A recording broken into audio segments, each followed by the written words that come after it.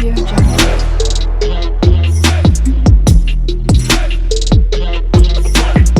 Audio Jungle.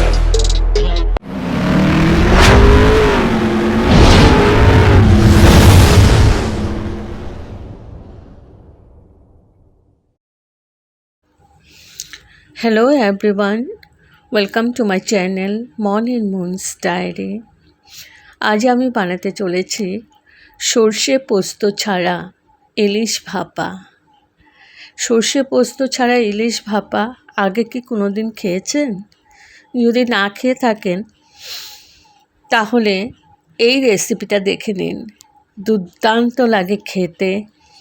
একদম সর্ষে পোস্ত ছাড়া যে ইলিশ ভাপা হয় ভাবাই যায় না। তো চলো, এখানে আমি ইলিশ মাছগুলো খুব ভালো করে ধুয়ে নিয়েছি। ধুয়ে এখন আমি এটাতে হলুদ আর নুন মাখিয়ে নেব।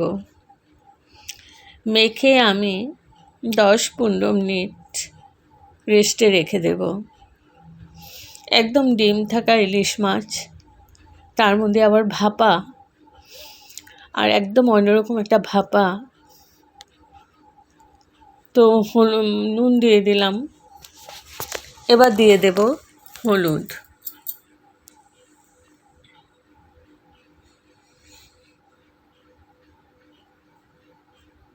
হলুদ দিয়ে দিচ্ছে।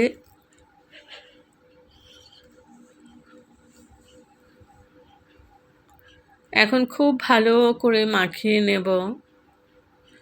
একদম পুরো ইলিশ মাছগুলোকে ওপর নিচ করে খুব সুন্দরভাবে মাখিয়ে নিতে হবে।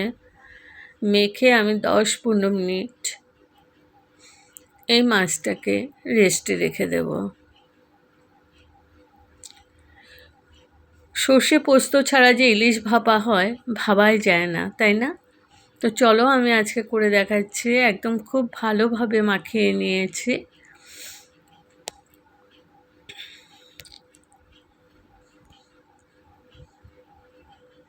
এবার সাথে নিয়েছি আমি গোটা জিরে আর নিয়েছি গোলমরিচ। ঝালটা তোমাদের পরিমাণ মতো নেবে।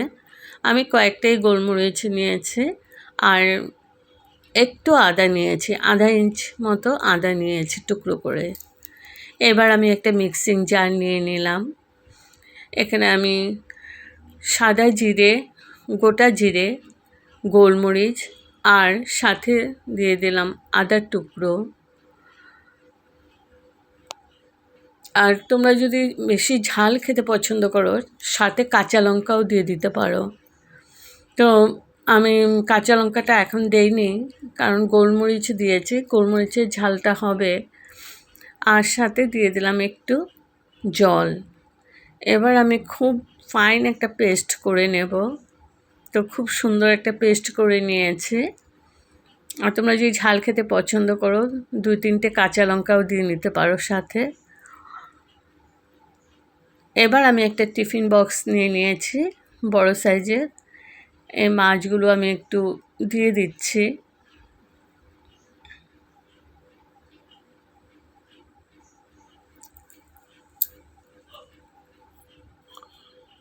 হলুদ নুন মাখানো যে মাছগুলো, আমি কাঁচা মাছে ভাপাটা করছি। তোমরা চাইলে একটু ভেজে নিতে পারো যদি পছন্দ না করো। তো মাছগুলো দিয়ে দিয়েছি। এখন আমি যে বেটে রেখেছিলাম ওইটা উপর থেকে দিয়ে দিচ্ছি।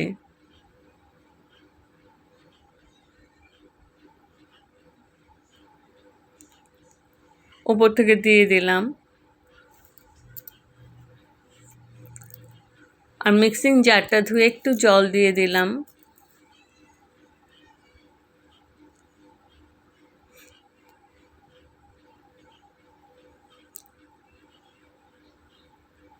এবার একটু হাত দিয়ে আমি মশলাটাকে আমি লাগিয়ে লাগিয়ে দিচ্ছি পুরো মাছের মধ্যে।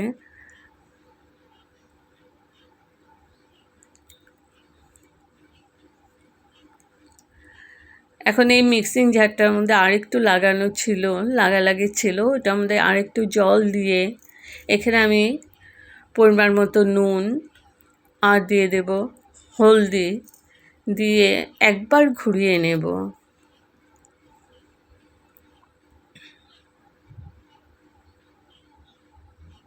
তো হলদি দিয়ে দিলাম, দিয়ে আমি একবার ঘুরিয়ে নিয়ে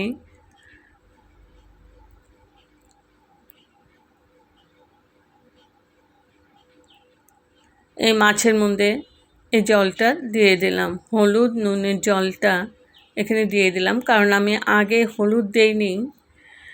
মাছের মধ্যে যা লাগা হলুদ ছিল তাতেই এখন দিয়ে খুব ভালো করে আমি টিফিন বক্সটা নাড়িয়ে পুরো মাছটাকে আমি একটু ডুবিয়ে দিলাম। আর উপর থেকে দিয়ে দিলাম তেল। তেলটা একটু বেশি পরিমাণে দেবেন।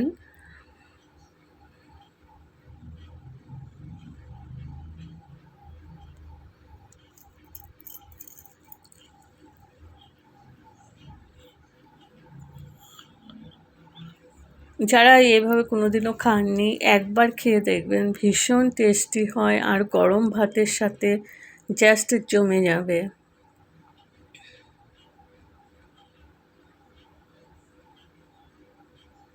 তো তেলটা দিয়ে আবার আমি একটু নাড়াচাড়া করে দিলাম।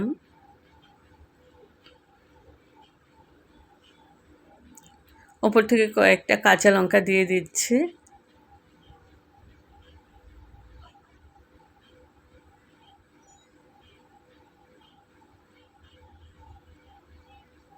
দিয়ে আমি টিফিন বক্সটা লাগিয়ে দেব।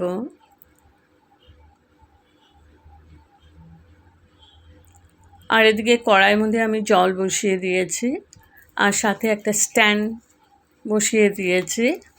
এখন এই স্ট্যান্ডের উপরে আমি মাছের টিফিন বক্সটা দিয়ে দেব।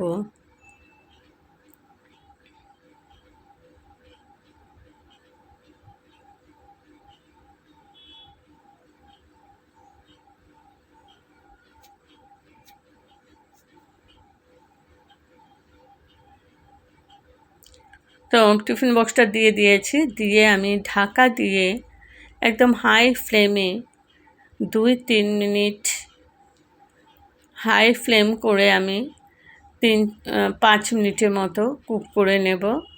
তারপর আমি লো ফ্লেমে আবার 10 মিনিট কুক করব। তো করার পরে হয়ে গেছে, হয়ে গেছে। তারপর আমি গ্যাস অফ করে ঠান্ডা হওয়ার পরে আমি সার্ভ করছি। তো দেখো, দেখে মনে হচ্ছে যে সর্ষে পোস্ত ছাড়া ভাপা ইলিশ দেখতে কত দুর্দান্ত হয়েছে। তো যদি আমার এই রেসিপিটা ভালো লেগে থাকে তবে like, share, comment and subscribe করতে ভুলবেন না। সাবস্ক্রাইব করার পর পাশে থাকা বেল বাটন অল প্রেস করে দেবেন। ভালো থাকবেন, সুস্থ থাকবেন। আবার আসবো কোনো নতুন রেসিপি নিয়ে। Thank you for watching. Bye by.